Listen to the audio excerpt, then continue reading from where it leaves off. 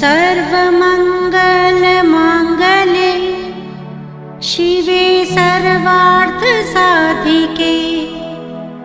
शरण्ये त्र्यम्बके गौरी नारायणी नमोऽस्तुते। सर्वमङ्गलमाङ्गल्ये शिवे सर्वार्थसाधिके शरण्ये त्र्यम्बके गौरी नारायणी नमोस्तुते। सर्वश्रेष्ठ प्रणाम है, यानी यूं सपाट। लेकिन इसमें एक बात मैं बता देना चाहता हूँ, महिलाएं चाहे मंदिर हो चाहे कोई संत हो, साष्टांग प्रणाम महिलाओं को वर्जित है। महिलाएं कभी साष्टांग प्रणाम नहीं करेंगी, याद रखिएगा। पृथ्वी माँ कुछ चीज़ों का बोझ नहीं उठा पाती। वो जब कथा पृथ्वी माँ की आएगी तो मैं बताऊंगी कि कौन कौन सी चीज़ पृथ्वी माँ नहीं सह पाती। तो महिलाओं को कभी साष्टांग प्रणाम नहीं करना चाहिए किसी के भी सामने, चाहे देवता हो और चाहे ऋषि मुनि हो। महिलाएं बहुत सम्मान में अगर आ गई हैं, बहुत सब, तो घुटने के बल बैठ करके सर को उनके चरणों पे आप रख दीजिए, लेकिन साष्टांग मत लेटिए, साष्टांग नहीं लेटिए। पुरुष साष्टांग करें, बिल्कुल करें, बार बार करें, देव मंदिरों में करें। इससे अच्छा कोई प्रणाम नहीं है, इससे अच्छा कोई प्रणाम नहीं है। तो सत्यव्रत को माँ ने कहा आगे से मनमानी नहीं करना। देखो, दो वीर पैदा हुए थे एक ही काल में, दो वीर एक साथ, एक था रावण और एक थे हनुमान। लेकिन रावण आज कोई नाम नहीं लेता उसका, हर साल दशहरे में उसे जलाया जाता है। लेकिन हनुमान की प्रतिष्ठा इतनी ज़्यादा है कि हर चौराहे पर उनका एक मंदिर आपको मिल जाएगा। वजह क्या थी? एक केवल विद्वान था और एक विद्यावान था। विद्यावान गुणी अति चातुर, राम काज करिबै को आतुर। मैंने कल भी बताया था कि विद्वान जानता सब है, लेकिन अपने आचरण में उसको उतारता नहीं है। लेकिन विद्यावान जो जानता है उससे भी ज़्यादा उसे अपने आचरण में उतारता है, उसे विद्यावान कहते हैं महाराज।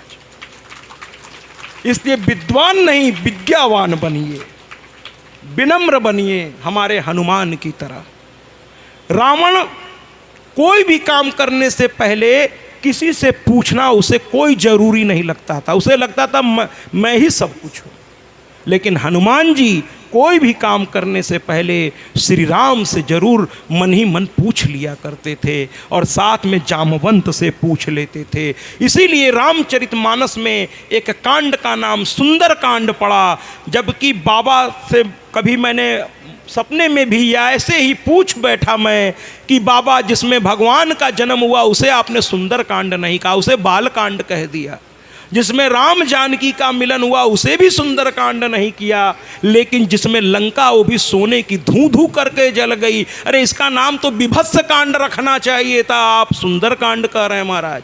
तो कहने लगे कि सुंदर कांड की पहली लाइन से इसका मतलब समझ में आ जाएगा कि जामवंत के बचन सुहाए, सुनी हनुमंत हृदय अति भाए। जिस घर के बच्चों को अपने बड़े बूढ़ों की बात अच्छी लगने लगेगी, समझ में आने लगेगा, जीवन में उतारने लगेंगे, फिर उनके हाथ से सिवाय सुंदर कांड के कुछ हो ही नहीं सकता, कुछ हो ही नहीं सकता। चूंकि जामवंत के बचन सुहाए, सुनी हनुमंत हृदय अति भाए। तो वापस अरुण को माँ ने समझाया अपने बड़े बूढ़ों की बात मानना, अपने बड़े बूढ़ों की बात मानना। और अरुण ने शपथ ली कि अब मैं अपने पिता की बातों का अनादर नहीं करूँगा, अब मैं अपने पिता के बातों का अनादर नहीं करूँगा। कसम खाई उसने। माँ ने कहा जाओ तुम्हें तुम्हारा राज्य अभी वापस मिलेगा। और अचानक माँ की कृपा से मंत्री आए और उनको लेकर चले गए। किनको? राजा सत्यव्रत को। अरुण ने कहा आज से तुम अयोध्या के नरेश हो, मैं वानप्रस्थ में जा रहा हूँ, इस अयोध्या को तुम संभालो। और अयोध्या को संभाल लिया। किसने? सत्यव्रत ने। और अरुण चले गए वानप्रस्थ। अरुण चले गए वानप्रस्थ। और जब वो वानप्रस्थी हो गए अरुण, तो सत्यव्रत फिर से मनमानी करने लगा। एक दिन वो वशिष्ठ के पास गया और कहने लगा हमको इसी शरीर से स्वर्ग भेज दो। अब उसके पास ताकत भी आ गई थी, वो राजा हो गया था, तो वो सोचता था जो मैं कहूँगा वही करना पड़ेगा। अब तो मैं राजा हूँ इस देश का।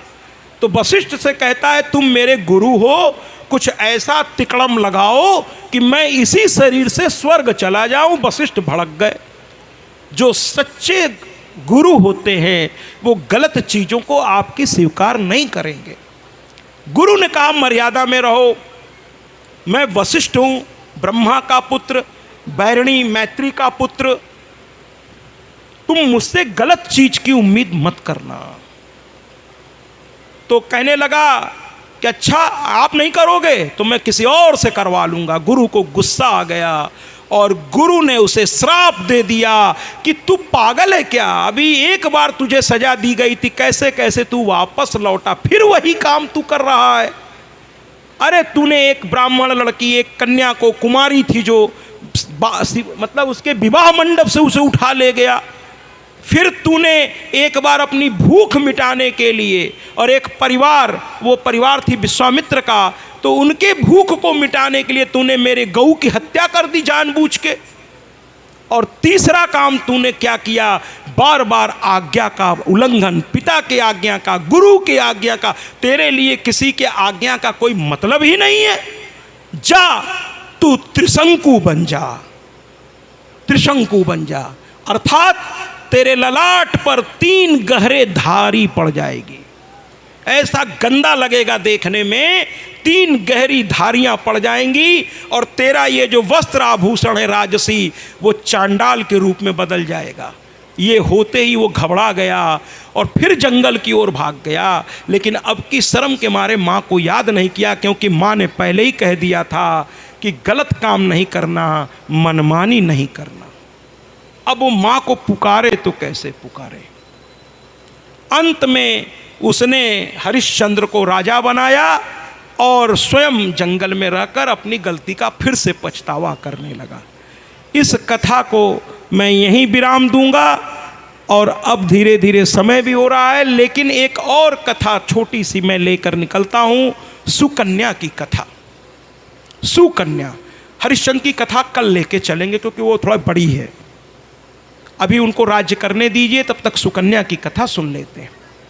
राजा सरयाती, इनकी 4000, उस जमाने में बहुपत्नी प्रथा थी, तो 4000 पत्नियां थीं, लेकिन भाग्य देखिए उसमें एक ही संतान थी, वो थी सुकन्या। बड़ी सुंदर, बड़ी प्यारी। अपने अपने बच्चियों को ये कथा सुनाइएगा, अगर हो सके तो मोबाइल से इसको रिकॉर्ड कर लीजिए और अपनी युवा होती पुत्रियों को ये कथा जरूर सुनाइए, उनको दिशा प्रदान होगी इससे।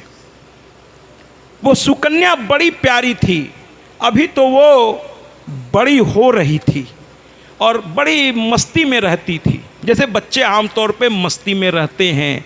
एक दिन अपने सखियों के साथ वो हवा में नाचते। भाई एक तो राजा की लड़की, कोई दुख नहीं, कोई तकलीफ नहीं, ऐ हवा। तो वो झूमती गाती चली जा रही थी। और किशोरावस्था जब आती है तो थोड़ा आदमी में नादानियाँ भी आ जाती है। तो एक दिन अपनी सखियों के साथ बड़ी मस्ती में कुछ इस प्रकार गाते हुए जा रही थी। मेरे संग संग मेरे जिसको नृत्य करना हो कर सकता है। मेरे संग संग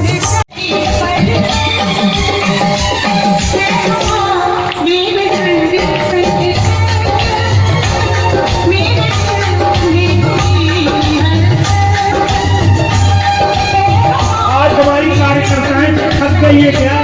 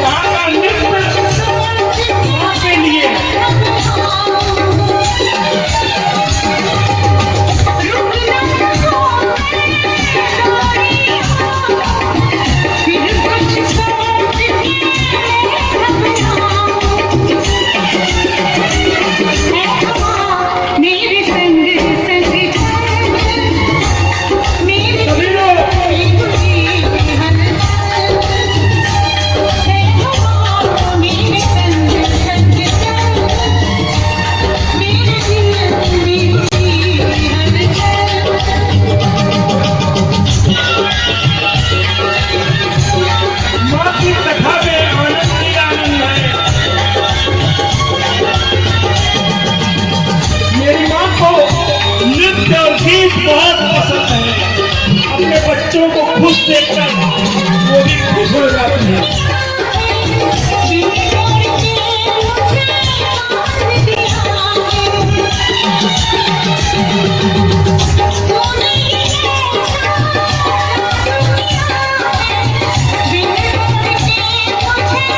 माँ को याद करते हुए माँ से ही कहिए सब कुछ। मेरे संग संग मेरे दिल में हुई हर मेरे संग संग मेरे दिल में हुई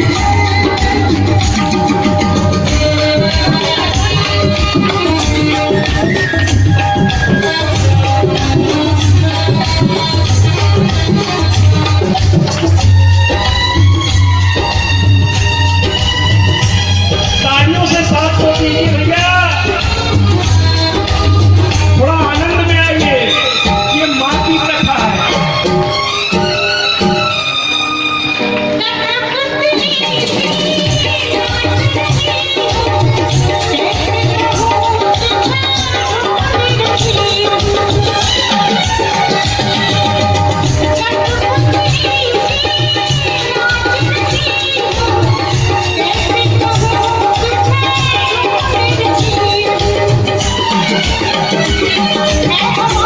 मेरे संग संग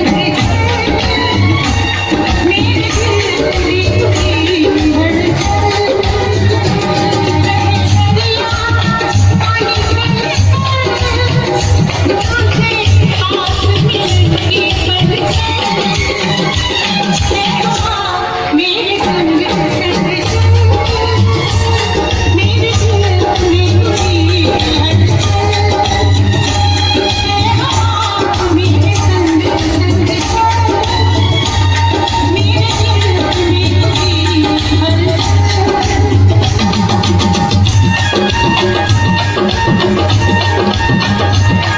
लड़ तरह थी, वो खुशियों से झूम रही थी। गरीबी क्या होती है, दुख क्या होता है, उसे पता ही नहीं था।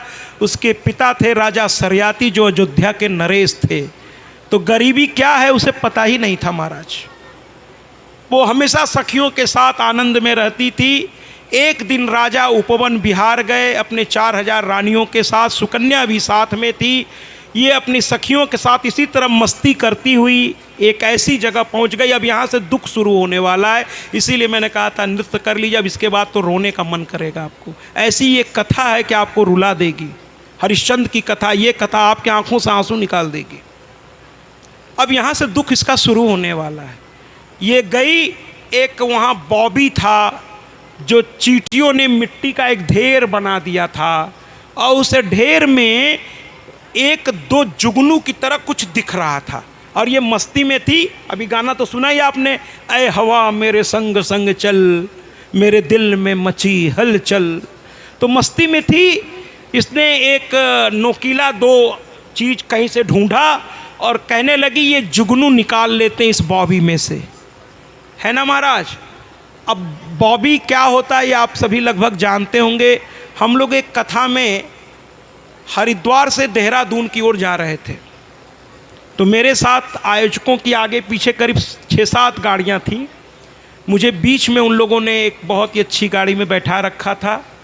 हम लोग चले जा रहे थे, अचानक अंदर की लाइट्स ड्राइवर ने बंद करनी शुरू कर दी। तो मैंने कहा क्या कर रहे हो? तो कहने लगा महाराज जी अब जंगल एरिया शुरू हो रहा है, अगर आप कभी हरिद्वार से देहरादून की ओर जाएं तो जंगल एरिया शुरू हो रहा है। तो मैंने कहा तो फिर क्यों? तो कहे महाराज जी अभी गाड़ी आगे बढ़ रही है, एक बोर्ड आगे आएगा, इस तरह के बोर्ड बहुत आएंगे, कोई भी बोर्ड आप पढ़ लीजिएगा। तो मैंने देखा तब तक एक बोर्ड आ गया, उसमें लिखा था कि अगल बगल जंगली जानवर मौजूद हैं, कृपया गाड़ी के डीपर्स को डाउन करके रखिए और अंदर की लाइट्स को बंद करके रखिए, वरना हिंसक जानवर आप पर आक्रमण कर सकते हैं। इसी तरह जब हम लोग रानी खेत कथा करने गए थे तो वहाँ जगह जगह लिखा था दुश्मन की नज़र आप पर है, कृपया रात में सफ़र न करें, गाड़ियों के लाइट्स ऑफ। तो मैंने पूछा तो कहे महाराज यहाँ से मात्र 17 किलो की दूरी पर पाकिस्तान का बॉर्डर है। 17 की, हाँ, चाइना, चाइना का मात्र 17 किलोमीटर की दूरी पर। हमने कहा अरे बाप रे। और वो भारत का स्विट्जरलैंड कहा जाता है रानीखेत, बहुत प्यारी जगह है, चारों तरफ बर्फ़ का बड़ा सुंदर दृश्य है। वहाँ भी कथा कहने का बड़ा आनंद आया था। गर्मी के दिन में था और आनंद आया था क्योंकि वहाँ ठंडक थी। तो मैंने क्या देखा कि सड़क के दोनों ओर बड़े बड़े बॉबी बने हुए हैं, मिट्टी का ढेर, और उसमें जगह जगह मुंह खुले हुए थे। तो जो मुख्य आयोजक थे, मैं आगे की सीट पे था, वो बेचारे हमेशा मेरे साथ रहते थे, तो पीछे वाली सीट पे वही बैठे थे। वहाँ के बहुत आदरणीय व्यक्तित्व हैं, बहुत बड़े इंडस्ट्रिस्ट थे वहाँ के वो। तो वो बैठे थे, उन्होंने हमसे धीरे से आगे झुककर कहा महाराज जी जरा अपनी बाईं ओर और दाईं ओर देखिए सड़क के दूसरी तरफ। हमने कहा देख लिया मैंने। कहे ये सांपों की बाबी है। और ड्राइवर से कहा सावधानी से चलाना, कोई दबने कुचलने न पाए। ड्राइवर और सजग हो गया। अचानक बीच रास्ते में मैंने देखा नाग नागिन का जोड़ा बीच सड़क पे ऐसे एक दूसरे की ओर, वो हम लोगों की ओर देख ही नहीं रहे थे। ड्राइवर ने दूर से ही गाड़ी रोक दी और धीरे धीरे पीछे की सारी गाड़ियां रुकती चलेंगी, और जो लोग हम लोगों के साथ नहीं थे वो भी अपनी अपनी लाइट्स बंद कर, वहाँ के लोगों को आदत है इसकी, सब चुपचाप अपने अपने गाड़ी में बैठ गए, शीशे बंद। किसी ने न हार्न बजाया न कुछ किया। वो नाग नागिन अपने मस्ती में थोड़ी देर रहे, थोड़ा ऐसे थोड़ा वैसे करते रहे। फिर जब उनका मन भर गया तो फिर रेंगते हुए वो सड़क से अब जंगल की ओर, तब फिर गाड़ियां स्टार्ट हुई और आगे बढ़ी। लेकिन तब तक सारे गाड़ी धैर्य के साथ बंद, एकदम कोई साउंड नहीं, कोई कुछ नहीं, शांत। मुझे ये दृश्य रोमांचित कर गया। फिर हम लोग पहुँचे, फिर वहाँ होटल में, फिर तो बहुत आनंद ही आनंद आया।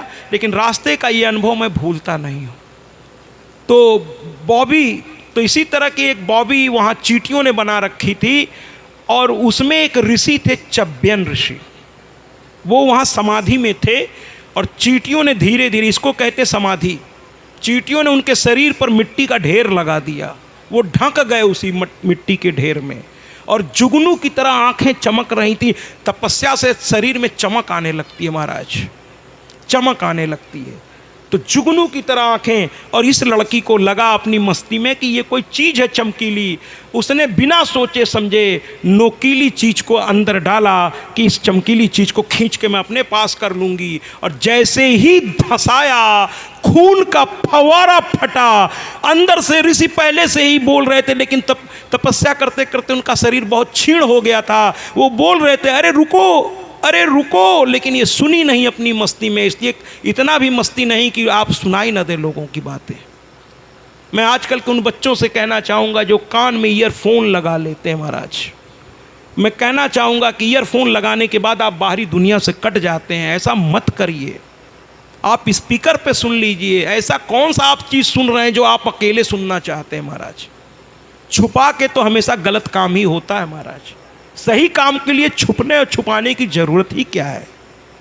तो मैं कहता हूँ स्पीकर पे सुनिए ना, क्या दिक्कत है? और गाड़ी चलाते समय दोनों तरफ अगर आपने ईयरफोन लगा लिया तो पीछे वाले का हॉर्न आपको सुनाई नहीं देगा महाराज। बहुत से बच्चे आजकल बाइक पे इसी तरह चल रहे हैं, उसको फैशन समझ लिया है उन लोगों ने। ये जानलेवा है ये। कुल मिलाकर के इन्होंने मस्ती में की और खून का फव्वारा, लड़कियां घबरा गईं, सब वहाँ से भाग चली। और चुपचाप जाके बच्चे जब गलती करते तो बताते नहीं है, यही तो बच्चों में थोड़ा एक खासियत होती। चुपचाप माँ बाप के बीच में आके एकदम बैठ गए चुपचाप। और आपके बच्चों पर भी जरा ध्यान रखा कीजिए। जो बच्चा स्वभाव से शैतान है और कभी एकदम से चुपचाप आके बैठ जाए तो समझ लीजिए कोई बहुत बड़ी गलती करके ही आया है, जो आपको बता नहीं रहा है। बड़ा उस दिन गऊ बन जाएगा, इससे लगेगा इससे सीधा तो कोनो दुनिया में भैया नहीं है।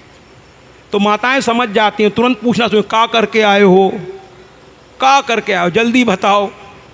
ठीक है, तो यहाँ चुपचाप वो बैठ गई। अंत में राजा दिन भर उपवन विहार, यानी जिसको हम लोग इंग्लिश में पिकनिक कहते हैं, मना करके वो राज्य में लौटे। लेकिन एक चमत्कार हो गया महाराज। जब देवी भक्त को या किसी भी भक्त को जब कोई तकलीफ होती है तो संसार उस तकलीफ को भोग जाता है। याद रखिएगा, जो वास्तविक भक्त है। सुमेधा ऋषि माँ के बड़े भक्त थे। उन्होंने कोई श्राप नहीं दिया, भक्त कभी श्राप नहीं देता, वो तो दर्द से तड़प रहे थे लेकिन श्राप नहीं दिया उन्होंने, उसी तरह तड़प रहे हैं, आह आह। लेकिन माँ को क्रोध आ गया और राजा के पूरे राज्य में पशुओं से लेकर इंसानों तक के मल और मूत्र दोनों बंद हो गए, अवरुद्ध हो गया। अब राजा बड़े परेशान, पहले तो उनको लगा मेरी तबीयत खराब है, बाद में रानियों ने भी कहा कहें हो सकता है महल में कुछ खाना पीना ऐसा बन गया हो। तब तक मंत्री भागता हुआ आया, फिर सेनापति भागता हुआ आया, फिर वहाँ जो वरिष्ठ लोग हैं जो राजा के साथ उठते बैठते वो भागते हुए आए। धीरे धीरे राजा को पता चला पूरे राज्य की स्थिति है, तुरंत इमरजेंसी मीटिंग बुलाई गई और राजा ने पूछा, अरे जहाँ हम लोग उपवन विहार करने गए थे वहाँ एक ऋषि थे, उनकी तपस्या भंग तो नहीं किया तुमने किसी ने, या उनके प्रति कोई अपमानजनक बात तो नहीं कर दिए हो तुम लोग? अरे मूर्खों बताओ जल्दी। सेनापति ने कहा, अरे महाराज मैं ऐसा गलती कर सकता हूँ? मैं तो पहले से जानता था, मैंने सेना भी लगा रखी थी कि उधर ऋषि को कोई तकलीफ नहीं होनी चाहिए, मैंने सेना लगा दी थी उधर। तो कहे जब तुमने सेना लगा दी थी कि उधर कोई जाए ना, तो फिर ये हुआ कैसे? राजा को देखिए, बड़े पदों के लोग ऐसे ही बड़े पद पे नहीं पहुँचते, वो समझ जाते हैं कि समस्या का कहाँ है। राजा समझ गया कि किसी न किसी उस ऋषि के प्रति कुछ गलत हो गया है, लेकिन वो समझ नहीं पा रहा था किसने किया और क्या किया, ये वो पता करने की कोशिश कर रहा था। सबसे पूछ डाला, अंतःपुर में भी गया अपनी रानियों से, अरे तुम लोग तो नहीं गई थी उधर? उन्होंने कहा नहीं महाराज, हम भी नहीं गए थे, सबको पता है कि वहाँ ऋषि तपस्या कर रहे हैं, हम लोग अगर जाएंगे भी तो फल फूल लेकर उनकी सेवा में जाएंगे, लेकिन उनको अपमानित करने या उन्हें विचलित करने लगे हाथ में। एक बहुत विनम्र निवेदन आप माताओं से करना चाहता हूँ, पुरुष तो बेचारे जानते ही होंगे, माताओं से कहना चाहता हूँ, किसी संत के पास जब जाइए तो बहुत ही सरल और सहज वस्त्र पहनकर पूरे शरीर को ढक कर जाइए। अगर थोड़ी सी भी आपकी किसी हरकत से उसके मन में थोड़ा भी इधर उधर हुआ, उससे उसकी तपस्या में असर पड़ेगा और इसका पाप आपको लगेगा। इसलिए संतों के घर जाइए तो एकदम सामान्य वेशभूषा में जाइए, कोई पार्टी नहीं है जो वहाँ सच के जाना है आपको। संतों के घर, मंदिर में बहुत कपड़े से अपने शरीर को ढक करके और एकदम सहज वेशभूषा में, एक साध्वी वेशभूषा में, एक पुजारन की वेशभूषा में संतों के सामने जाना चाहिए महिलाओं को, और उनको प्रणाम करिए, ठीक है ना। तो रानियों ने कहा, अरे हम लोग मर्यादा जानते हैं, उनके पास अगर जाएंगे तो फल फूल लेके जाएंगे, प्रसाद लेके जाएंगे, उनकी सेवा करने जाएंगे, हम ऐसा क्यों करेंगे कि वो उनका अपमान हो जाए, हम ऐसा कर ही नहीं सकते। तो राजा ने कहा फिर किसने किया है? अब वो सबसे पूछ डाला, लेकिन सुकन्या से उसने नहीं पूछा। सुकन्या से कुछ सोचा कि बच्ची है, सुकन्या को, अब यहाँ से अपनी बिटियाओं को ये कथा सुनाइएगा कि सुकन्या को किसी ने नहीं पूछा कि अरे बच्ची है ये, लेकिन सुकन्या को जैसे ही पता चला कि राज्य में ये हाहाकार मचा हुआ है, वो वहाँ से दौड़ी महाराज। वो बच्चों के साथ खेल रही थी, वहीं से दौड़ पड़ी। अब राजा की लड़की को दौड़ते देखकर बड़े बाकी लोग भी आश्चर्य, क्योंकि राजघराने के लोग जो बड़े लोग होते हैं उनसे लोग बड़ी मर्यादाओं की उम्मीद रखते हैं, लेकिन अगर वो दौड़ पड़े, जैसे यहाँ अगर कोई व्यक्ति दौड़े आप ध्यान नहीं देंगे, लेकिन मैं दौड़ पड़ूँ तो आपको कहेंगे महाराज को क्या हो गया, कहाँ जा रहे हैं इतना दौड़ते हुए। तो कुछ ऐसा होता है, जो पब्लिक फिगर होते हैं उनको बड़ा मर्यादित होना पड़ता है। तो राजा की लड़की थी, वो कभी दौड़ती नहीं थी इस तरह।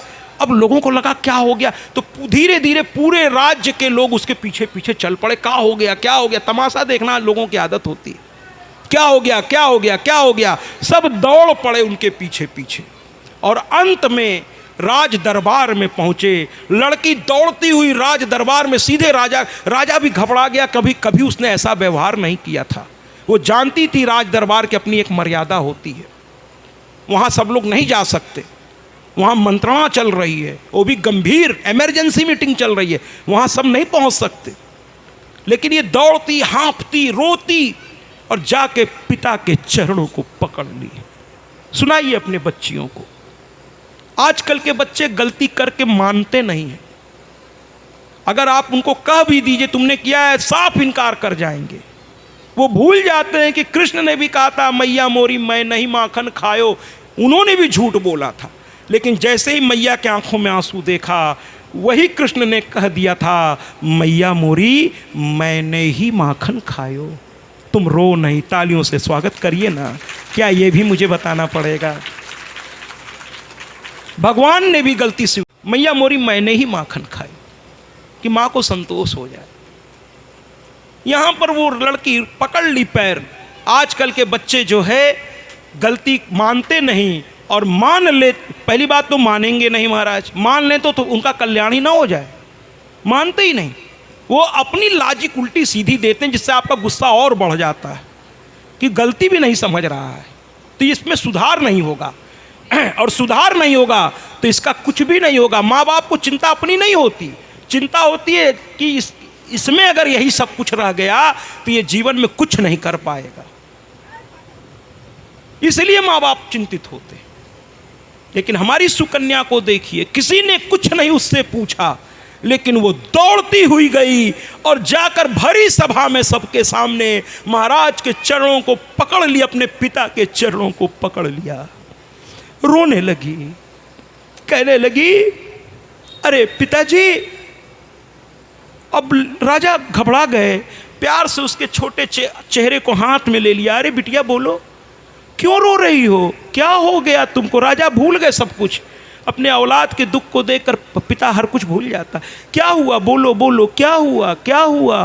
कहने लगी पिताजी ये मेरी गलती की सजा सबको मिल रही है। जैसे ही राजा ने सुना, अब आगे सुनने की उनमें इच्छा रही नहीं। अपनी बिटिया की ओर बड़े प्यार से देख रहे हैं कि पहली लड़की है जो आगे बढ़कर अपनी, वरना कोई उस पर नज़र नहीं रखा था, चाहती तो छुपा ले जाती, लेकिन उसने बढ़कर कह दिया पिताजी मुझसे गलती हो गई।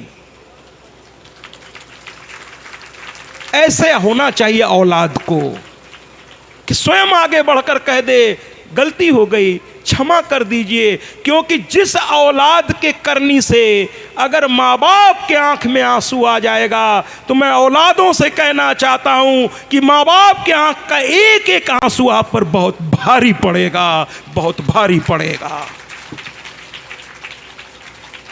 इसलिए ध्यान रखिए, अपने पिता और अपने माँ का सर ऊंचा करिए, ऐसा काम करिए, ऐसा काम करिए।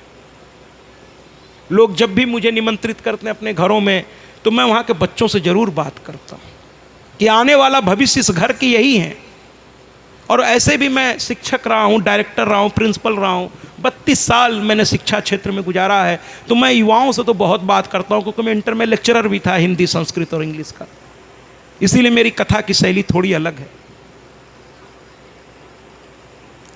तो मैं युवाओं से बहुत बोलता हूँ, मैं बोलता हूँ युवाओं से, उत्तिष्ठितः जागृतः प्राप्य वरान् निबोधतः। स्वामी विवेकानंद ने कहा था उठो जागो, और जब तक लक्ष्य की प्राप्ति न हो जाए चैन से मत बैठो। युवाओं से स्वामी विवेकानंद ने भी कहा था, और मैंने कहा था, मैं भी कहता हूँ कि सपने वो नहीं है जो सो कर देखे जाएं। अरे जब एसी की ठंडी हवा में तुम दिन में नींद ले रहे हो और मोबाइल से चला रहे हो, तो याद करो इस समय उस धूप में तुम्हारे पिता सड़कों पर इसलिए लगे हुए हैं या अपने ऑफिस में इसलिए लगे हुए हैं कि तुम एसी में सो सको। लेकिन कब? जब तुम्हारा शरीर थका हो। बाकी समय तुम्हें भी अपने कर्तव्य का पालन करना चाहिए, और अपने पिता को एक दिन एहसास करा देना चाहिए कि मैं इस लायक हो गया कि अब आप आराम करिए। अब अभी तक आपने इस पूरे गृहस्थी का बोझ उठाया, अब आज से मैं उठाऊंगा और आपकी सेवा करूंगा। ऐसा पुत्रों को होना चाहिए। तो कहने का तात्पर्य है, राजा ने कहा बिटिया जल्दी से बताओ हुआ क्या। उसने तुरंत सारी घटना बता दी, एकदम सच्ची सच्ची बात, कोई मिलावट नहीं किया उसने, कोई मिलावट उसने नहीं की, सच्ची सच्ची बात बता दी। राजा तुरंत भागे, कहे पहले बाहर संभालो फिर घर भी संभाला जाएगा।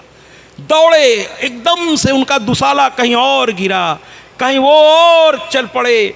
और जा करके दौड़ते दौड़ते सारथी का रथ नहीं घोड़ा लाओ, घोड़े पे छलांग मारी बैठ गए। पीछे सेनापति का घोड़ा, वो भी जब वीआईपी मूवमेंट होता है तो वो गाड़ियां, मतलब उस समय रथ हुआ करते थे, रथ आए, कोई रथ पे नहीं चढ़ा कि रथ में देर होगी, सबको फिर घोड़े आए, सब चढ़े, मंत्री चढ़ा, सेनापति चढ़े, राजा चढ़े, और घोड़े पे जो एड़ लगाई सीधे सुमेधा ऋषि के सामने। संतों के सामने जाइए। जब भी मैं ये कथा करता हूं तो ये वस्त्र मैं जरूर पहनता हूं। ऐसे तो ये वस्त्र विदेश के कपड़े का है, लेकिन इस वस्त्र का कीमत क्या है मैं आपको बता देना चाहता हूं कि मैं 100 जन्म ले लूं तो भी इसकी कीमत मैं नहीं चुका सकूंगा, कम से कम मैं तो नहीं चुका। इसका मैंने 1 पैसा नहीं दिया है। मैं गया था, वहाँ के आदेश कराया कि इस व्यासपीठ पे जो तुम बैठे हो ये भोग के लिए नहीं है, ये साधना के लिए है। और उसने कहा कि अपनी कथा में कम से कम 1 दिन इसे जरूर पहनना और एहसास करना कि तुम्हारा जीवन बाकी का अब सिर्फ और सिर्फ साधना के लिए है। इसलिए मैं इस वस्त्र को पहनता हूं। ये गौतम बुद्ध के शरीर का वस्त्र है। ये मेरे लिए बहुत अनमोल है, बहुत अनमोल है, बहुत अनमोल है। कथा में 1 दिन मैं इसको पहनता हूं, यह एहसास अपने आप को दिलाने के लिए कि ये स्थान व्यापार के लिए नहीं है, व्यवसाय के लिए नहीं है, भोग विलास के लिए नहीं है। ये स्थान तो सिर्फ और सिर्फ साधना करने और लोगों को साधना के लिए, धर्म के मार्ग पर प्रेरित करने के लिए है। इसलिए सत्या, मैं अपने आप से कहता हूँ कि गौतम बुद्ध का ये आशीर्वाद जो है इसका कभी अपमान नहीं होने पाए, अपमान नहीं होने पाए, अपमान नहीं। ये संत के चरणों में जाके ये भी बैठ गए, और संत बड़े दयालु होते हैं। संत ने कहा कि मैंने श्राप नहीं दिया, पूरी बात सुना। अंत में राजा ने कहा कैसे इसका दूर होगा, तो कहे देखिए गलती जिसने की है उसी को इसको करना पड़ेगा। तो अंत में राजा ने कहा कि क्या सुकन्या आपके पास रह के, अरे आप महल चलिए, मेरे दास दासी सब आपकी सेवा कर देंगे, आपको कोई तकलीफ, आज के बाद आपकी हर जिम्मेदारी मेरी। मेरा सौभाग्य कि संत मेरे घर में रहेगा, वो भी आप जैसा। चब्बन ऋषि ने कहा नहीं भैया, तब तुम्हारी लड़की की गलती का समापन नहीं हो पाएगा। अपने तुम वैभव से अगर इसको समाप्त करना चाहोगे तो उल्टा परिणाम होगा। जिसने गलती की है वो उसी को सजा मिलने दो, उसको मेरे यहाँ छोड़ दो। अब दुर्गति नाशिनी दुर्गे जय जय, काल विनाशिनी काली जय। दुर्गति नाशिनी दुर्गे जय